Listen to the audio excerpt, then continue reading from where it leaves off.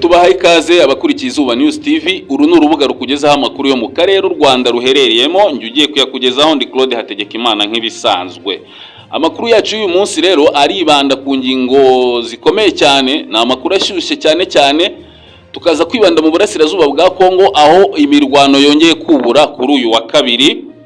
Ikindi ukwiye kumenya nuko ubu ngubu MONUSCO ifatanyije na SADC bashinze ibirindiro bikomeye cyane bigamije ngo kurinda umujyi wa Sake n'umujyi wa Goma. Byinshi nabyo urabimenya mwaya makuru ngiye kukugezaho. Colonel Nanga nawe wahoze ari perezida wa komisiyo y'amatora muri Repubulika ya Demokarasi ya Kongo ku gihe cya Joseph Kabila no ku gihe cya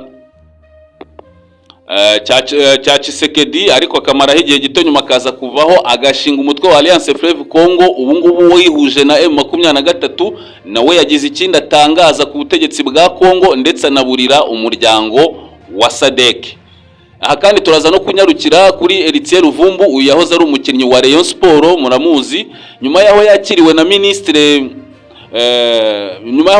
ministre w'imikino muri Repubulika ya Demokarasi ya Kongo, akakirwa nk'intwari rwose ikomeye. Kuri ubu ngubu Eritier Ruvumbi yakiriwe na ministre w'ingabo za Repubulika ya Demokarasi ya Kongo ariwe Jean Pierre Bemba. Ese ya Jean Pierre Bemba yamwakiriye mu ruhe rwego? Guhura kwa Ruvumbu na Jean Pierre Bemba bigamije iki? Baganiriye iki? Byinshi nabyo uraza kubimenya mwaya makuru. Ikindi ukuriye kumenya nuko hari uruntu ubu ngubu hagati y'ingabo z'u Burundi, by'umwihariko mu bakamanda bayoboye aba basirikare b'u Burundi muri Kivu y'Amajyaruguru bari kurwanya M23. Aya niyo makuru tugiye kurebera hamwe twe.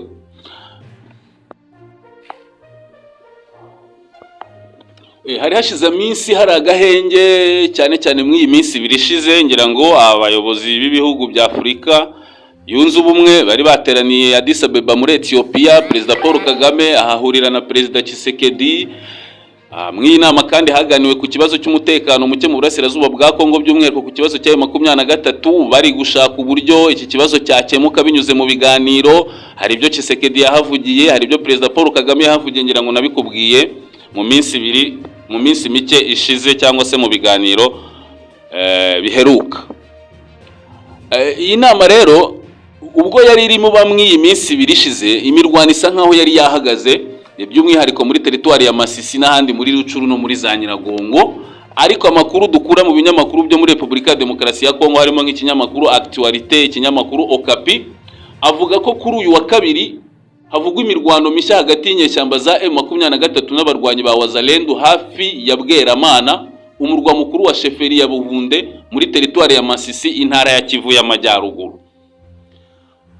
Nk'uko amakuru aturuka muri aka gace atangazwa n'uruhande rwa leta bitangaza, nayo avuga ko imirwano yatangijwe saa moya za mu gitondo, ariko ngo M23 akaba ariyo yatangije imirwano igaba ibitero yibanda ku misozi ya Ndumba hafi ya Nyamuhingwa mu birometero nka 3 uvuye ahitwa Bweramana, na Kashungamutwe hafi ya Kabase mu birometero nka 7.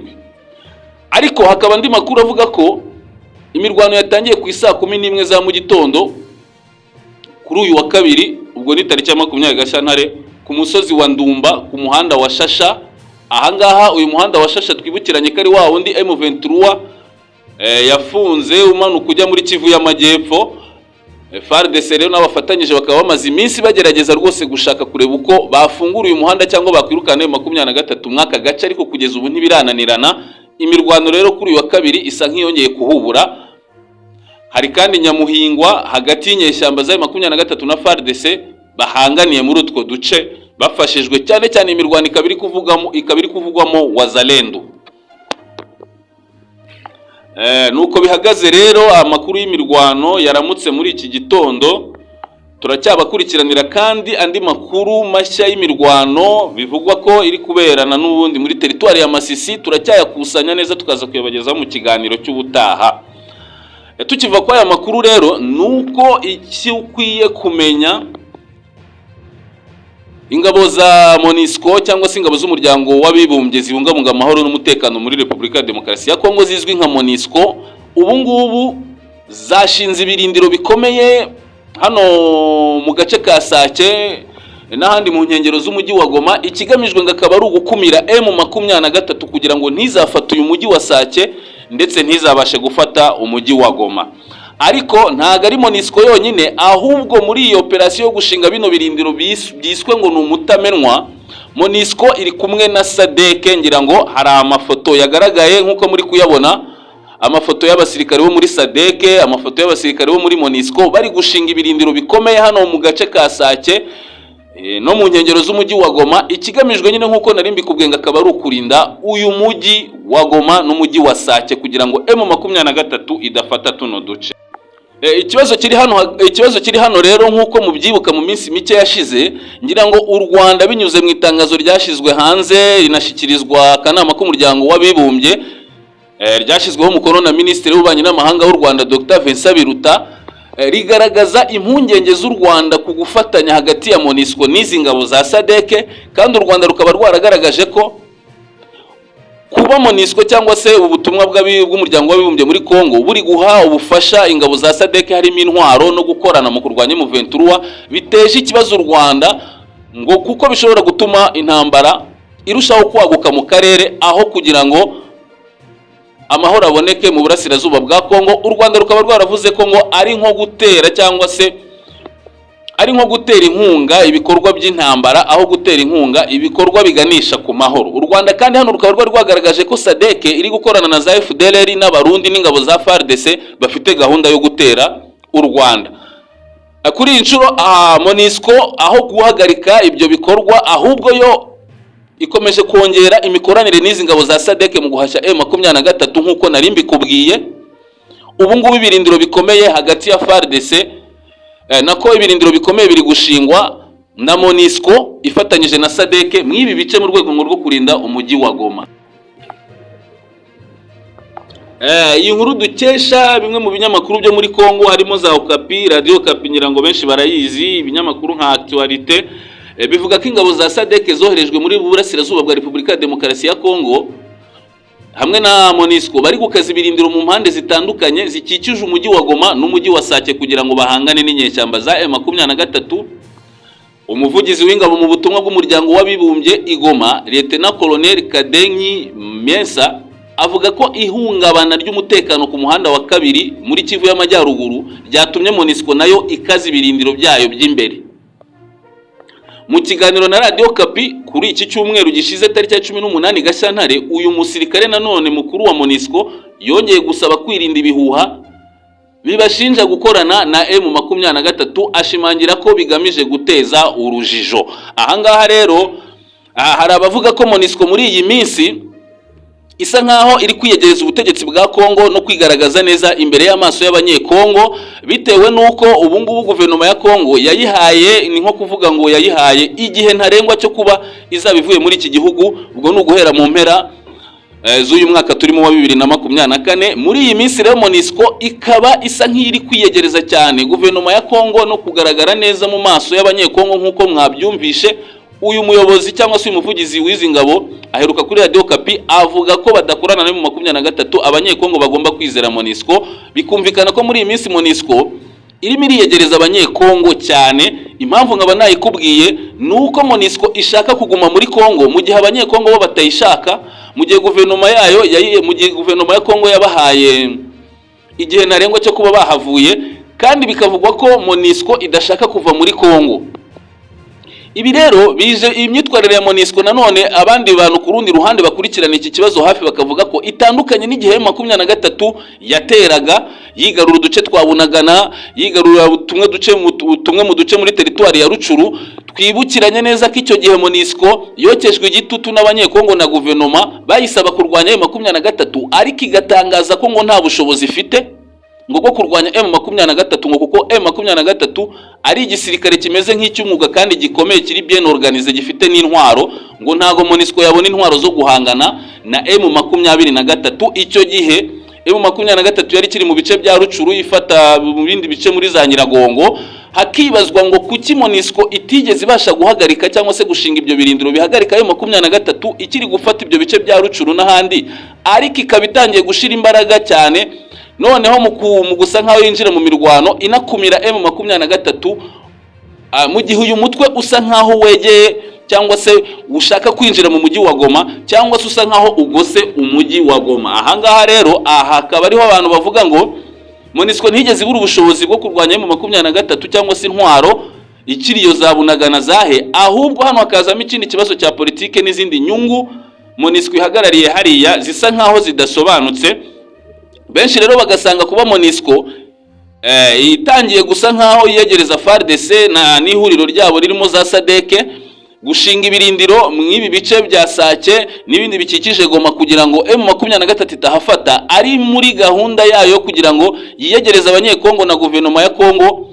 Noneho gahunda yari iriho yo kubasezerera mu mpera z'uyu mwaka ibe yavaho, MONUSCO igume mu burasirazuba bwa Kongo ikomeze hakora ibikorwa byayo nk'uko imaze imyaka irenga 20 hakora ibikorwa byayo, ariko bitagaragara kuko kuva icyo gihe yahagera hari imitwe nk'icumi, ubu imaje kuba 200.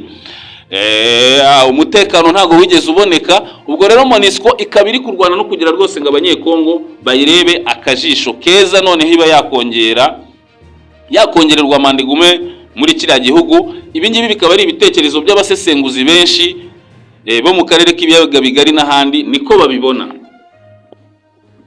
MONUSCO rero kugeza ubu ngubu iri gukorana na SADC, igakorana na FARDC, cyane cyane kuva mu mutwe wa 23 wegereye inkengero z'umujyi wa Sake n'umujyi wa Goma. 23 kwinjira mu mujyi wa Sake bivuze ko byaba bishize akaga mu mujyi wa Goma, kuko uhita ujya muri Mugunga ukinjira muri Goma. MONUSCO rero niho yashinze ibirindiro ifatanyije n'ingabo za SADC n'ibindi birindiro mu nkengero z'umujyi wa Goma kugira ngo bakumire avance ya M23 ntifata uyu mujyi. Ese M23 yo iraza kubigenza ite? Iraza kurasa kuri MONUSCO se? Kubera ko amategeko mpuzamahanga arengera izi ngabo mpuzamahanga z'umuryango w'abibumbye zibungabunga amahoro ntago yemerera impande zihanganye kurasa kwizo ngabo. Ubwo tukibaza M23 mu gihe iyi MONUSCO ifatanyije na SADC bashinze ibirindiro bikomeye mu nkengero za Sake na Goma, M23 yo irabigenza ite? Irafata umwanzuro wo kubarasa? Reka dutegereze turebe iki minsi hatse nicyo kiraduha ukuri, cyangwa se M23 irabihagaritse ibanze ikore za negotiation. Ibi nabyo reka tubitege amaso. Ngira ngo nuko bihagaze ku kibazo cya MONUSCO n'ubufatanye bwayo n'ingabo za SADC. U Rwanda ruheruka kugaragaza ko rufite impungenge zo gukorana hagati ya MONUSCO na SADC, ariko kugeza ubu nk'uko nari mbikweretse MONUSCO iri kurushaho gufatanya na SADC na FARDC mu kurwanya M23. Ubwo dutegereza icyo M23 cyangwa se imyanzuro izafatwa n'uyu mutwe nk'uko twari tumaje kubibona.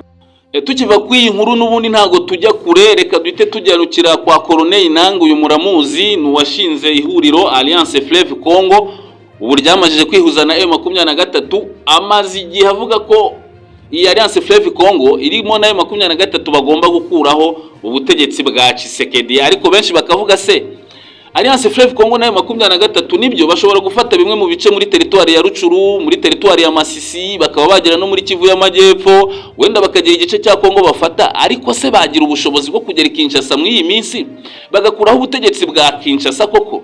Ibyo nabyo turaje tubigarukeho, ariko reka tubanza ahubwo turebe ibyo Colonel yatangaje kuri iyi ngingo n'ubutumwa yahaye SADC. Umuyobozi w'ihuriro Alliance Fleuve Congo avuga ko urugendo rwo kubohora Congo rugikomeje, kuko ngo Perezida Tshisekedi yamaze kurenga umurongo utukura ndetse ku buryo akwiye gufungwa. Mu mpera z'icyumweru gishize ubwo yaganiraga n'ikinyamakuru Libre dukesha n'iyi nkuru, yavuze ko bitewe n'ubwicanyi, kuvangura amoko, kugoreka inzego z'ubutabera byaranze Perezida Tshisekedi ari bimwe mu byagaragaje ko yamaze kurenga ku buryo ku murongo utukura, ndetse ngo Alliance Fleuve Congo ikaba yiteguye kumukura ku butegetsi isaha iyo ari yo yose. Colonel Nanga yabivuze mwaya magambo. Tshisekedi niwe wateye umutekano muke, ategura imitwe yitwaje imbunda n'ubwicanyi bwakorewe abasivile. Tshisekedi akwiye kubazwa urupfu rw'abajenerali barimo Delphin Kahimbi, Timothée Mukunto, kimwe na Ange Matondo na William Ngoyi wapfiriye mu rwego rw'ubutasi. Ahangaha Colonel Nanga akagaragaza ko abasirikare bakuru bo mu nzego z'umutekano muri Kongo bishwe na Tshisekedi ngakagomba kubibazwa. Nanga agakomeza avuga ko ihuriro Alliance Fleuve Congo ayoboye ritazazenjekera ubutegetsi bwa Perezida Tshisekedi, kuko ngo buteje ikibazo imbere mu gihugu, mu karere ngo buteje ikibazo imbere mu gihugu no mu karere Repubulika ya Demokarasi ya Kongo iherereyemo ndetse no ku rwego mpuzamahanga. Colonel Nanga kandi akemeza ko nta mpungenge Alliance Fleuve Congo itewe n'ingabo za SADC ngo kuko ntacyo zabakoraho mu gihe intambara iri kubera muri Repubulika ya Demokarasi ya Kongo ishingiye ku bibazo biri hagati y'abanyekongo. Aha Colonel Kongo akavuga ko abanyekongo bari muri Alliance Fleuve Congo n'abari muri 23 ngo barwanira uburenganzira bwabo, bityo ngo imbaraga izarizo zose zirimo za SADC, zirimo za Wazalendo, zirimo ingabo z'u Burundi, zirimo za MONUSCO, FARDC ngo yakwitabaza ngo ntago bizashoboka ko bashobora Alliance Fleuve Congo. Yagize ati mwaya magambo Colonel Nanga yagize ati tuzajye Kinshasa gukuraho abantu bishimira ivanguramoko, dushireho iherezo kuri ubu butegetsi bubi. Kugeza ubu umutwe wa M23 uri mu mitwe yibumbiye muri aya mashaka yamaze kwigarurira ibice byinshi byo mu burasirazuba bwa Repubulika ya Demokarasi ya Kongo.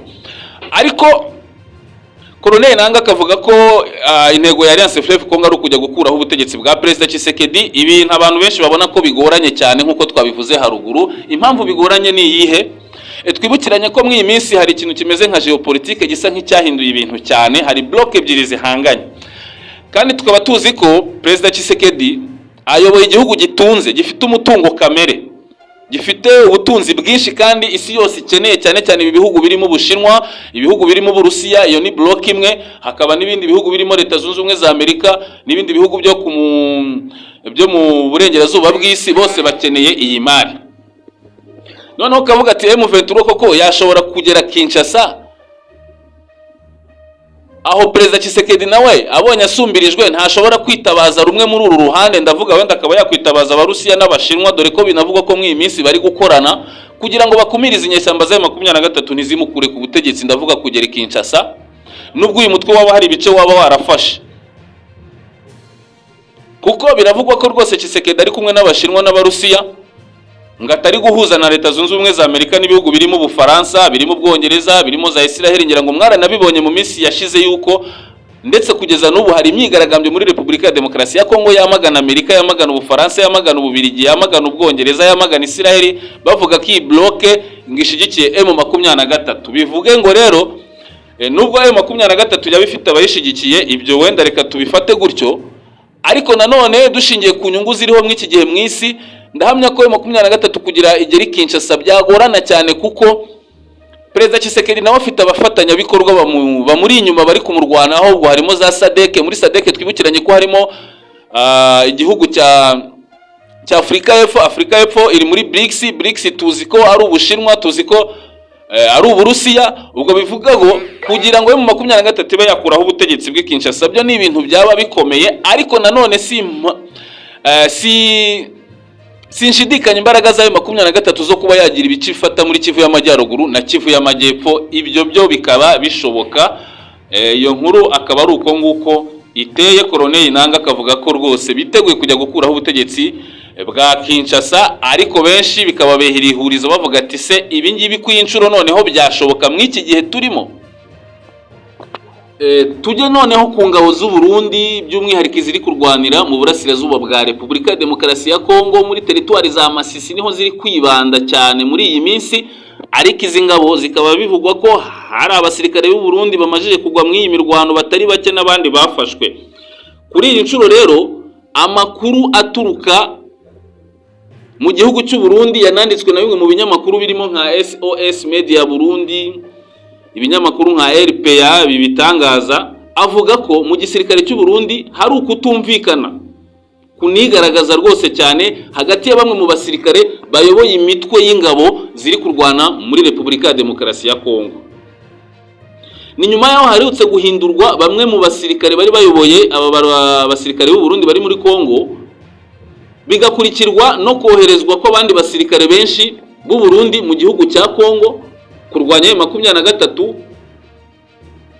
Ndetse icyo gihe ejo bundi hoherezwa abandi basirikare b'u Burundi, hanoherezwa abandi basirikare bashya cyangwa se abakamanda bashya bo kuyobora izi ngabo, nyuma yaho bari baziyoboye mbere batishimiwe n'ubutegetsi bwa Gitega ngo kuko batapanze urugamba neza. Akaba ariyo mpamvu ngo batambura M23 bice yigaruriye muri teritwari ya Masisi, ahubwo M23 ikarushaho kwegera imbere. Aba basirikare rero bari bakuweho, ariko ubwo igisirikare cy'u Burundi cyohereza abandi bakamanda bo kuyobora bano basirikare bari kurwanya M23, banazanye n'abandi basirikare benshi basha b'abarundi baheruka koherezwa muri Kivu y'Amajyaruguru. Hari rero witwa Lieutenant Colonel Aron Ndayishimiye wari umaze hafi icyumweru n'igice yoherejwe kurwanya M23 muri Kivu y'Amajyaruguru, ayoboye batayo y'Icyenda yo muri Tafoki. Ariko tariki ya 17 ejo bundi yatumijweho Burundi ikitaraganya, atumizwe i Burundi ikitaraganya. Icyari kigamije ngo n'iki kugira ngo atumizweho i Burundi ikitaraganya kandi yari amaze igihe gitoya yoherejwe mu gihugu cy'u Burundi.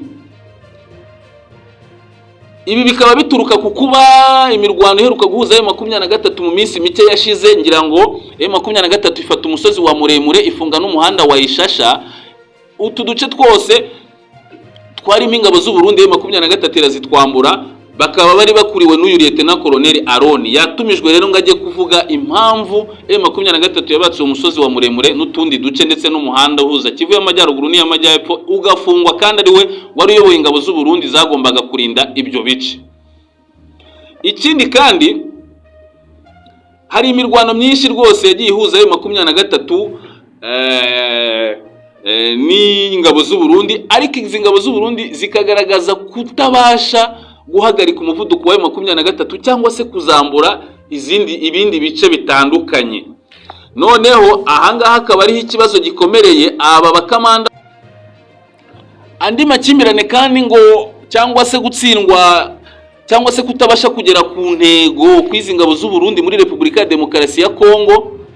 Andi makuru avuga ko urongoye izi ngabo zose ziri kurwanya M23 cyangwa se urongoye izi ngabo z'abarundi ziri muri Kongo ariwe Colonel Hakizimana Ponsier, uzwi ku kandi kazina ka Mingi, ngatigeze yumvikana na buke na Lieutenant Colonel Aron Ndayishimiye utwara imwe muri batayo ziri kurwanira muri Kongo. Icyo batumvikanagaho nungo n'uburyo bwo gupanga urugamba, uburyo bagomba kurwanya M23. Kutumvikana kwabo rero ngo bikaba byaratumye badapanga urugamba neza, biteza ibibazo rwose mwaba basirikare b'u Burundi bari kurwana muri Repubulika ya Demokarasi ya Kongo. Bitumwa bamwe bahamagazwa, bamwe bakurwaho, ngira ngo bamaje guhindurwa nk'inshuro zirenga 3 kubera iyo mpamvu yo kuba banengwa kutumvikana hagati yabo mu rwego rwo gupanga urugamba rwo kurwanya M23. Noneho ngo bigatuma abasirikare babo benshi bapfa, abandi bagafatwa, ndetse ntibabashe no guhagarika M23. Ibombori rero iri mu ngabo z'u Burundi ziri kurwanira mu burasirazuba bwa Kongo, by'umwihariko mu ntara ya Kivu y'Amajyaruguru. Akaba ari aho ngaho ishingiye cyane cyane nyine kw'ibyo bibazo ngo byo kutumvikana ku migendekere y'urugamba cyangwa se mu mipangire y'urugamba nuko rukwiye kurwanwa hagati y'aba basirikare bakuru bayoboye ingabo ziri kurwanira muri Kivu y'Amajyaruguru, zirwana ku ruhande rwa leta ya Kongo. Ariko tukiva ku iyi nkuru nanone ntago twarangiza dusa nk'aberekeza ku musozo. Hari inkuru iri kuvugwa ya Eritier Luvumbu nasomye mu binyamakuru byo muri Kongo birimo za actualité. Luvumbu aheruka gusesa amasezerano n'ikipe ya Rayon Sport. Ikibazo kikaba ari ibimenyetso yari yagaragaje u Rwanda rutishimiye rwose. Luvumbu asezererwa na Rayon Sport arangije ahita ataha iwabo muri Repubulika ya Demokarasi ya Kongo. Icyo gihe yakirwa nk'intwari ku kibuga cy'indege cya Njiri, ndetse aza no kwakirwa na Minisitiri w'imikino n'imyidagaduro muri Repubulika ya Demokarasi ya Kongo. Kuri iyi nshuro rero Eritier Luvumbu yakiriwe nanone bwa kabiri na Minisitiri w'ingabo za Repubulika ya Demokarasi ya Kongo Jean Pierre Bemba, amwakira mu biro bye. Ariko ukamenya ngo Jean Pierre Bemba Minisitiri w'ingabo muri Kongo ni iki cyatumye yakira Jean Luvumbu, umukinnyi Luvumbu, mu biro bye? Ese yagiraga ngo amuhe iki? Ibiganiro byabo byibanze kuki? Ubundi intego yo kuba Minisitiri w'ingabo za Repubulika ya Demokarasi ya Kongo yatumye uyu Luvumbi ni yihe? Ubutumire buhatse iki? Nibyo ngiye kukugezaho nshingiye ku nkuru nasomye mu ibi binyamakuru byo muri Kongo. Eritier Luvumbu rero nk'uko nabikubwiye akaba yakiriwe na Minisitiri w'ingabo za Repubulika ya Demokarasi ya Kongo Jean Pierre Bemba, uheruka gusubira muri iki gihugu cy'iwabo avuye mu Rwanda. Ruvumbu wahoze akinira Rayon Sport mbere y'uko ikipe isesa amasezerano bari bafitanye, byari nyuma y'ibihano yari yafatiwe na Ferwafa yari yamuhagaritse amezi 6 atagaragara mu bikorwa by'umupira w'amaguru mu Rwanda kubera igikorwa cya politike yari yakoreye mu mukino w'umunsi wa 20 wa shampiyona ubwo Rayon Sport yakinaga na Polisi. Rayon Sport igatsindamo Polisi ibitego 2-1. Ruvumbu yatsinzemo igitego. Nyuma y'amasaha make Ruvumbu atandukanye na Rayon Sport yahise yerekeza iwabo muri Kongo, aho yakiriwe nk'intwari nyuma yo gushinja u Rwanda kwica bene wabo b'abanyekongo, bikubiye mu icyo kimenyetso yagaragaje cyangwa mu iyo celebration ye. Uyu mukinnyi by'umwihariko akigera iwabo yavuze ko hari bamwe mu banyarwanda bari batangiye kumwoherereza ubutumwa bamutera ubwoba, ndetse anashinja ingabo z'u Rwanda kuba zari zatangiye ngo kugota urugo rwe cyangwa se ahatuye, aho yari atuye mu mujyi wa Kigali. Ruvumbu kandi yavuze ko yakorewe na ambasade ya Repubulika ya Demokarasi ya Kongo i Kigali, avuga ko nako ahangaha Ruvumbu yavuze ko yarokowe na ambasade ya Repubulika ya Demokarasi ya Kongo i Kigali, avuga ko yamuhungishije. Ubwo ngo kuri Ruvumbu ya ambasade ngo niyo yamuhungishije. Noneho ibiro ntaramakuru nabyo dukesha iyi nkuru by'abanyekongo byatangaje ko ibyo Ruvumbu avuga ko byamubayeho ari byo byatumye Jean Pierre Bemba, minisitiri w'ingabo za Kongo, amwakira kugira ngo abimusobanuze neza. Byunzemo ko Jean Pierre Bemba nanone yamwakiriye ngo mu rwego rwo kumuha ubufasha akeneye mu izina ry'umugaba w'ikirenga w'ingabo za Repubulika ya Demokarasi ya Kongo, ubwo ni Tshisekedi. Byumvikane neza ko Jean Pierre Bemba yakiriye Eritier Ruvumbu, ariko akaba yarahagarariye Perezida Tshisekedi